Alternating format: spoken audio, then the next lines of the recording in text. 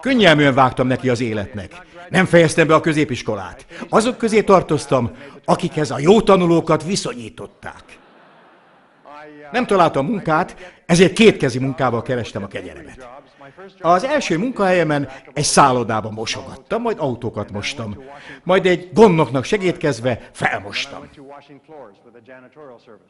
Kezdtem azt hinni, hogy a mosásban van a jövőm, de dolgoztam építkezéseken is, dolgoztam farmokon, majd az Észak-Atlanti óceán egyik hajóján is dolgoztam. 22-23 éves koromig tehát kétkezi munkát végeztem. Hányan dolgoznak az értékesítés területén? Nos, amikor már nem találtam kétkezi munkát, én is értékesíteni kezdtem. És képzeljék el, hogy üzleti pályafutásomat itt Dél-Kelet-Ázsiában kezdtem. Szingapúr utcáin árultam a portékámat. Városról városra jártam Dél-Kelet-Ázsia szerte, úgyhogy pontosan tudom, milyen itt Szingapúrban nyáron az utcákon árulni, amikor elviselhetetlen a hőség. Hőség, hőség, hőség, sosincs hűvös. Imádkozunk, hogy essen az eső. És verős. Úgy izzadtam, hogy még el se hagytam a házat. Már is le kellett tusolnom. Nagyon keményen dolgoztam. Nem féltem a munkától, hiszen korábban fizikai munkát végeztem. És azt mondták, ha elegendő emberrel beszélek, akkor sikerülni fognak az értékesítéseim. Úgyhogy össze-vissza rohangáltam, hogy minél többen visszautasítsanak. Nem sok mindent adtam el, de tudtam, hogy sok emberrel kell beszélnem, és sokat kell beszélnem. Úgyhogy futás, futás, beszéd, beszéd. Futás, futás, beszéd, beszéd, majd nem. Össze-vissza rohangáltam, rengeteget beszéltem, az emberek pedig sorra nemet mondtak. Nem bántam, ha órájukra néztek, mert amikor ránéztek, elkezdték így csapkodni. Végül egy olyan dolgot tettem, ami az egész életemet megváltoztatta. Ezért vagyunk itt együtt ma este. Megkérdeztem egy profi üzletembert, hogy mit csinálsz másképp.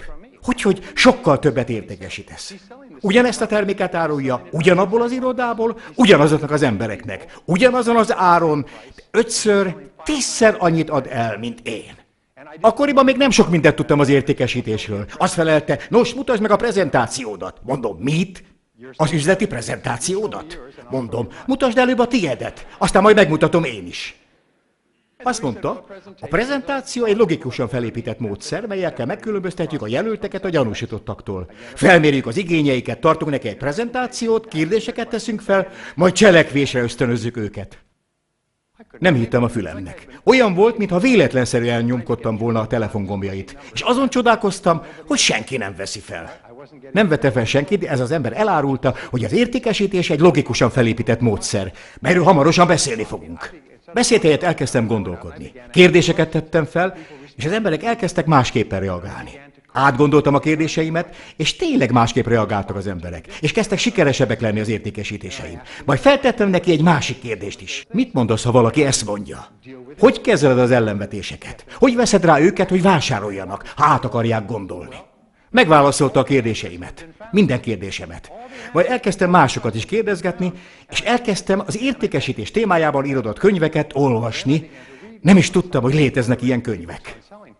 Tudták, hogy több mint 4000 könyv íródott az értékesítés témájában? Hetente 2 új könyv jelenik meg, 2 főbb könyv és 5 kisebb. És üzletemberként nem olvastak még ilyen könyveket? Nem hittem a fülemnek. Elmentem a könyvesboltba, vettem néhány könyvet, és reggelente egy-egy órát olvastam ezeket az értékesítéssel kapcsolatos könyveket. Jegyzeteltem, kipróbáltam a technikákat, leteszteltem őket.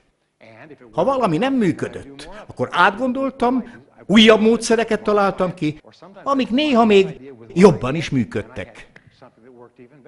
Aztán elkezdtem értékesítéssel kapcsolatos kazettákat hallgatni. Azt hittem, itt a mennyország. Fogalmam sem volt, hogy hanganyagok is voltak ebben a témában. Tudják, hányan gazdagodtak meg így, hogy miközben kocsikáztak vagy sétálgattak, kazettákat hallgattak. Akkoriban még nem volt kocsim. De volt egy ilyen kis, nyakba akasztható Sony Walkmanem. Fülhallgatóval hallgattam, így a fejem körül. Reggel felkeltem, elkezdtem hallgatni, és memorizáltam a szavakat. Az az érdekes, hogy ez a programom, az értékesítés pszichológiája, a világ legkeresettebb üzleti oktatóanyaga. Az utólagos felmérések szerint semmilyen más anyag nem tett még annyi embert milliómossá, mint ez a program. Az emberek azt mesélik nekem, hogy addig hallgatják az anyagokat, amíg kívülről nem fújják a mondatokat. Amikor meg az ügyfelek mondanak valamit, szinte maguktól jönnek a szavak. Azt mondják, azért sikeresek az értékesítéseik, mert emlékeznek a mondatokra. Ugyanígy raktározza el agyunk a mondatokat, mint a nyelvet magát. Amikor egy adott nyelven beszélünk, akkor sem kell keresgélnünk a szavakat. A helyes válaszok be vannak programozva. Jóval azelőtt, hogy megírtam volna a saját programomat. Hallgattam ezeket a kazettákat, és a mondatokra emlékezve ugrásszerűen megnőttek az értékesítéseim. És csak nőttek, elkezdtem hát előadásokra, meg tanfolyamokra járni. Óriási távokat tettem meg, hogy részt vehessek ezeken az előadásokon. És az előadóktól tanultakat a gyakorlatba is átültettem. Adóztak meg önökkel egy érdekességet. Sok-sok éven át tanulmányozták a sikeres emberek életútját, és megfigyelték a viselkedésüket. Mi az, amit a sikeres emberek másképp csinálnak, mint a többiek? Az egyik dolog az, amire rájöttek, hogy a sikeres emberek cselekvésorientáltak. Ha van egy ötletük, azonnal cselekszenek. Ha valami újat tanulnak, azonnal kipróbálják. Szokták mondani, mi van, ha nem működik? Ha nem működik, derüljön ki gyorsan. Van egy szabály, miszerint próbálják ki gyorsan, hogy hamar kudarcot vallhassanak. Hiszen két dolog történhet. Ha kipróbálnak egy új ötletet, mi az a kettő? Mi az a két dolog? Nem beugratos kérdés, megmondanám, az lenne, de nem az. Vagy működik, és ha működik, akkor gyakrabban kell alkalmazni, vagy nem működik, ebben az esetben vagy abba kell hagyni, vagy addig kell módosítani, amíg nem működik. Az egészben az a nagyszerű, hogy azzal nem veszített semmit, hogy új dolgokat kipróbál. Rengeteg tanulmány készült a sikeres emberek módszereiről. Ha egy ablakon keresztül figyelnénk emberek egy csoportját, onnan tudnánk megmondani, kik a sikeresek közülük, hogy folyamatos mozgásban vannak. Új dolgokat próbálnak, aktívak. A sikertelen emberek pedig arra várnak, hogy maguktól rendeződjenek a dolgok. Olyan, mintha egy busz nélküli utcában várnánk a buszra. Várnak a buszra, de a busz sem jön. A sikeres emberek mindig cselekszenek. Úgy, hogyha csak annyit tesznek, hogy többet cselekszenek, már is sikeresebbek lesznek. Ma nem fogok erről beszélni, de van önök között olyan, aki szerencsés szeretne lenni. Mondják, hogy igen. A jó szerencse nagyon fontos részét képezi a kínai kultúrának. Igaz? Ezért kedveljük a jáde követ. Miért is kedveljük? Mert a jáde képviseli a szerencsét. Jó. Éveken át foglalkoztam ezzel, és az a helyzet, hogy ez nem szerencse, hanem a valószínűség törvénye. A valószínűség törvénye azt mondja, ha feldobunk egy érmét, 50% az esélye, hogy fej lesz, 50, hogy írás lesz. A valószínűség törvénye azt mondja, ha hazafelé vezet, akkor bármi megtörténhet. Elég nagy a valószínűsége, hogy biztonságban hazaérünk. Annak pedig kicsi a valószínűsége, hogy baleset ér minket. Amikor az emberek megházasodnak, megvan az esély rá, hogy sikeresen és boldogan élik életüket. De arra is, hogy nem. A biztosítások, életbiztosítások is valószínűségekre épülnek, a statisztikákra. Hogyan legyünk saját szerencsénk kovácsai? Úgy, hogy több dolgot próbálunk ki. Nagyon egyszerű, az élet olyan, mint egy darts játszma. Ha csak egy nyilat dobunk el, a valószínűség törvénye szerint nagyon kicsi rá az esély, hogy eltaláljuk a tábla közepét.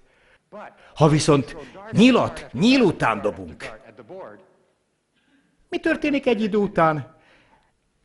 Először is, még ha idióta is az ember, előbb-utóbb eltalálja a táblát. Aztán, ha az ember sorra dobálja az egyik nyilat a másik után, még ha idióta is, akkor előbb-utóbb eltalálja a közepét. Nem igaz? Úgyhogy, ha megnézzük a sikeres embereket, azt látjuk, hogy teljesen hétköznapi emberek. Egyszerűen csak több dolgot próbálnak ki. Próbálkoznak, sokkal aktívabbak. Értékesítéseik kapcsán többet telefonálnak. És egyszerűen több dolgot próbálnak ki. Íme egy érdekesség. Ha nyilakat dobálunk a táblára, hányszor védjük el a közepét? Az esetek többségében. A dolgok java általában nem működik. Tény, hogy a sikeres emberek sokkal többet hibáznak, mint a sikertelenek. Más szavakkal, minél több nyilat dobálunk, annál több lesz a melléfogás. De nem ezekre kell fókuszálni. Íme a szabály.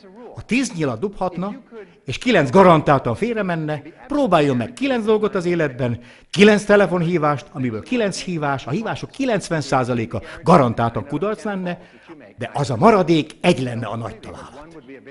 Ha a 90%-os sikertelenség garantálná a 10%-os sikert, az mit is jelentene? Azt jelentené, hogy a világ egyik legsikeresebb embere lenne. Nem igaz? Csak annyit kellene tenni, hogy pak, pak, pak, pak, pak, pak. Más szavakkal növeljék a valószínűséget. És amikor mások majd azt mondják, hogy hú, öregem, mekkora mázlista vagy. Nem vagyok mázlista, csak több emberrel beszéltem, több dolgot próbáltam ki. Minden egyes próbálkozás egy újabb nyíl. Minden egyes könyvvel, minden egyes kazettával újabb és újabb nyilakat gyűjtünk be.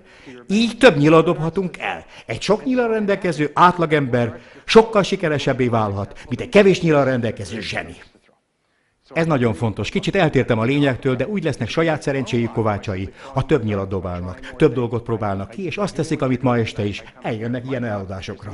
Az én feladatom, hogy nyilakkal ruházzam fel őket, hiszen az a törvény, hogy annál sikeresebb lesz, minél több dolgot próbál ki. Az ember egy tanuló organizmus.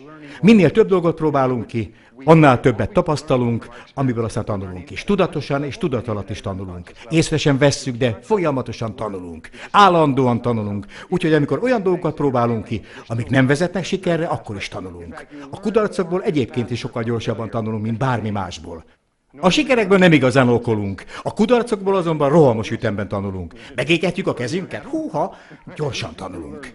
Megosztok önökkel egy történetet.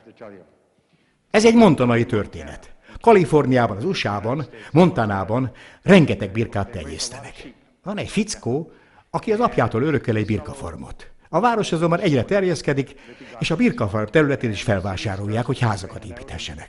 Tehát a fickó jó pénzért eladja a farmot. Úgy dönt, hogy a pénzzel zsebében elmegy Los Angelesbe, jó messze van, körülbelül, mint ide Bangkok. Úgy dönt tehát, hogy elmegy Los Angelesbe, a nagyvárosba. Életében nem járt még nagyvárosban. Most, hogy ennyi pénze lett, meg akarja nézni ezt a nagyvárost. A farmon kívül nem járt még sehol. Megveszi át a repülőjegyét, felszáll a gépre. Egy üzletember ül mellette, a laptopjába merülve dolgozik. Kicsit sután érzi magát, hisz ő csak egy egyszerű parasztember. Ez az üzletember meg itt dolgozik mellette a laptopján. Kínjában így keresztbe is rakja a lábát.